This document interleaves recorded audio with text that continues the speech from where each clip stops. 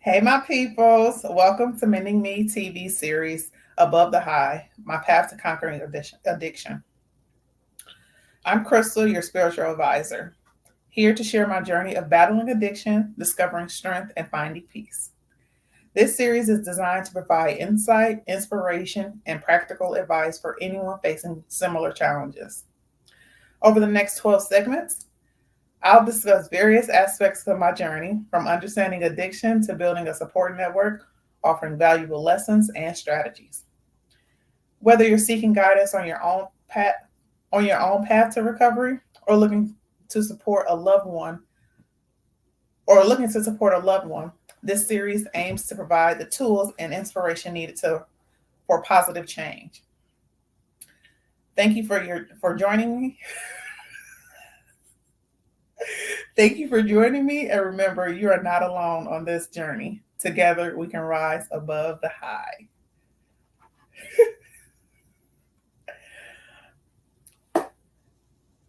My 10-step program that I created.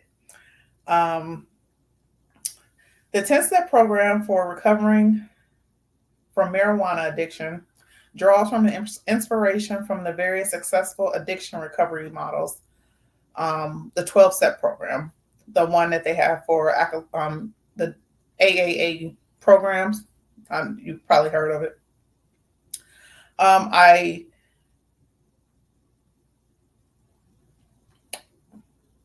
looked at those, and it really didn't sit right with me for what I was going through. So I just sat down and looked at what I needed, what was going on with me, and what was the principles behind what I was going through. And recognizing the specific challenges associated with marijuana addiction, this 10-step program has been tailored to address unique psychological and physical dependencies created by marijuana use. These steps are designed to guide individuals through a structured recovery process, providing tools and strategies to overcome addiction and build a healthier and more fulfilling life. The primary purpose for the 10-step program is to help individuals overcome their addiction to marijuana by providing them clear and structured pathways to recovery. Each step in this program serves a specific function, contributing to the overall goal of achieving and maintaining sobriety. I needed to overcome my addiction with something that was easy for me to understand and follow without hesitation, because I'm not good at following rules a little bit. So, out of the 10, the three that I picked out that really assisted me in my journey was acknowledging the problem, by recognizing and admitting that marijuana was a problem for me. Like, that was hard, just to come to that realization that this is actually a problem for me. Like, you're addicted to this.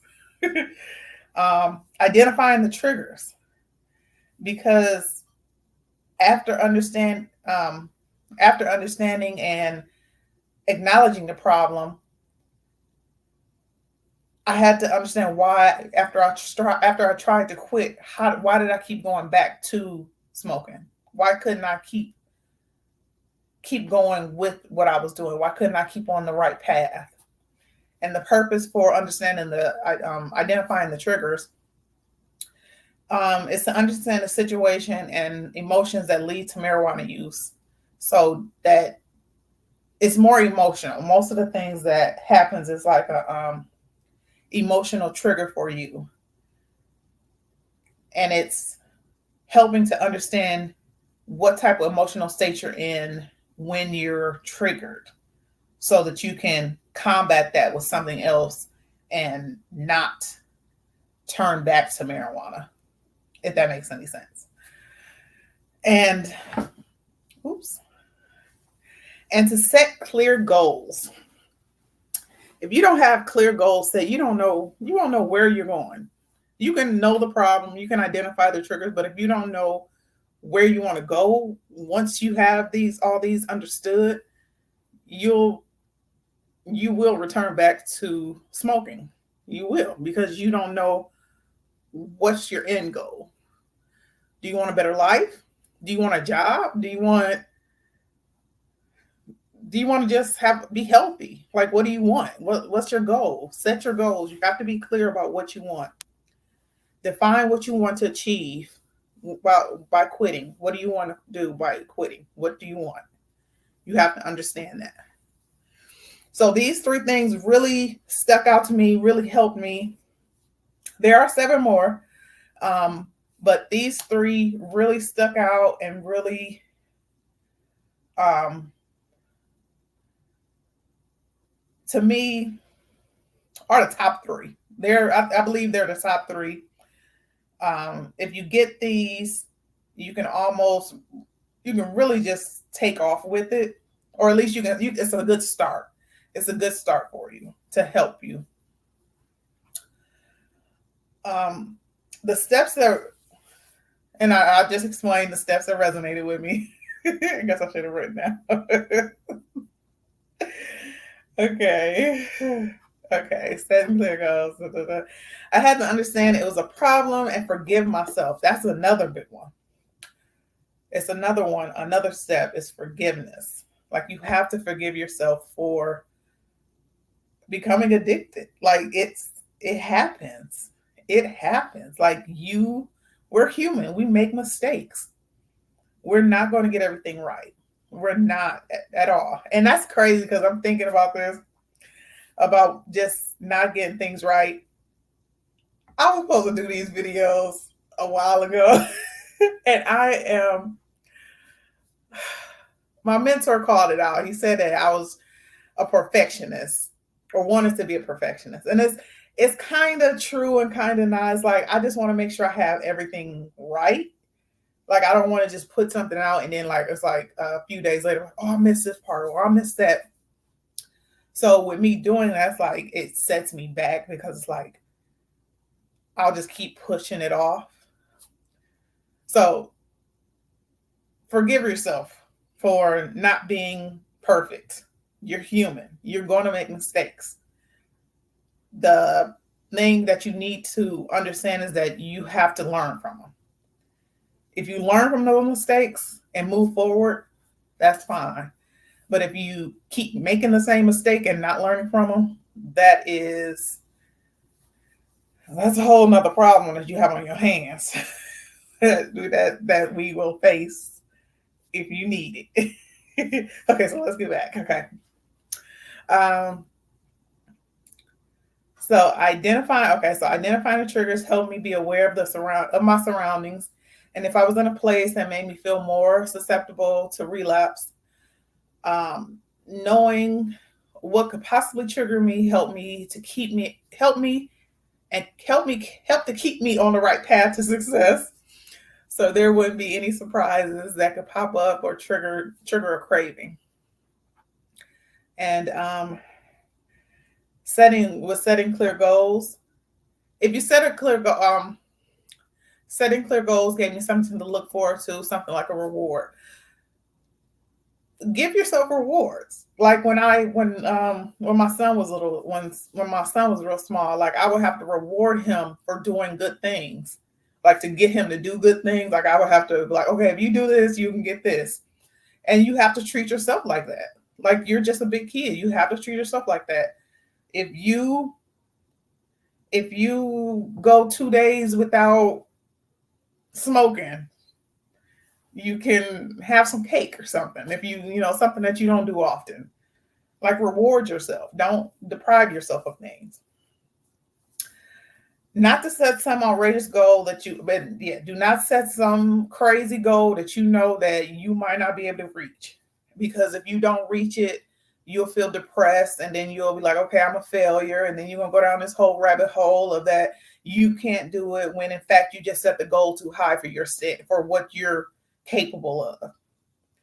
You have to know your capability.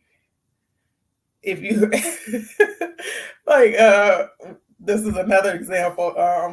When I was in my one of my classes, they were telling us to set a goal for what we want to make in no, I was in this business. I was in this business class, and she told me to set a goal for what I wanted to make um a month. And I told her, I was like, I want to make like 200,000 a month. And she was like, and she asked me what I made. She was like, now, Crystal.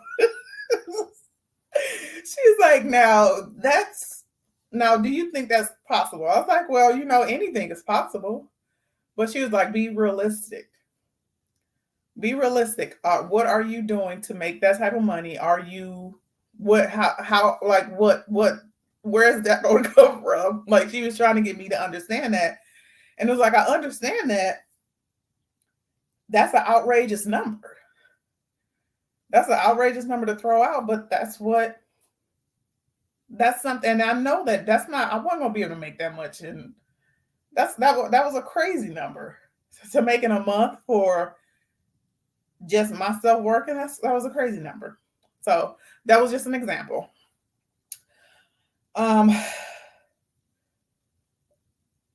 Yeah, so if you set it too big and then you're not able to reach it, you will spiral back because it's just like you feel that you're a failure. And that's what I kind of do that with my eating. It's like, okay, if I mess up a meal or something, it's like, okay, let me go ahead and eat this chocolate cake. I done already messed up. So oh goodness. Okay. So incorporating the 10-step program in my life, I meditated with each one to get a better understanding of how each one of them will play a part in my life and how I could adjust it. So each one of the steps, you just have to sit with it so that you can come up with your answers, come up with how is it going to fit in my life? How is this going to make sense? Where is this acknowledgement? What type of problem do I have? You have to figure out where the problem is. Do you even know you have a problem? So it's just, you have to just sit with it to understand these things. When I started this, the most challenging part was the acknowledgement, because I didn't think I had a problem. I just thought I would smoke, ever so often, more than often. So I didn't want to come to grips that I was an addict, addicted to something, that I was addicted to something. I didn't want to come to that. I didn't want to. How could that happen? How did I let that happen? The 10-step program changed my perspective on addiction by helping me understand that everything needs a plan to conquer it. The step that had the most significant impact on me was the forgiveness. Because I had to forgive myself. I had to forgive myself for getting myself into this mess. I had to. But looking at it from a spiritual perspective, it all worked out for me. It was for the best. It was all for the best. It was for me to find God, find myself, understand myself. It was for the best. Like, I see the bright side in my addiction. I see the bright side in my addiction, and I'm thankful for it. I had to make peace with myself because things happen in life, but it takes a strong person to stand up and say that I forgive myself for putting myself in that situation. I use the principles of the 10-step program in my daily life by continuing to build my spiritual growth and holding myself accountable. I keep my integrity intact and stay true to my journey. I want to leave you with a thought. True healing begins the moment you decide to rise above your challenges. No matter how impossible they may seem, it's in that decision, that commitment to yourself, is where your journey to freedom and peaceful truly begins. I'm going to read that again. I kind of stumbled a little bit.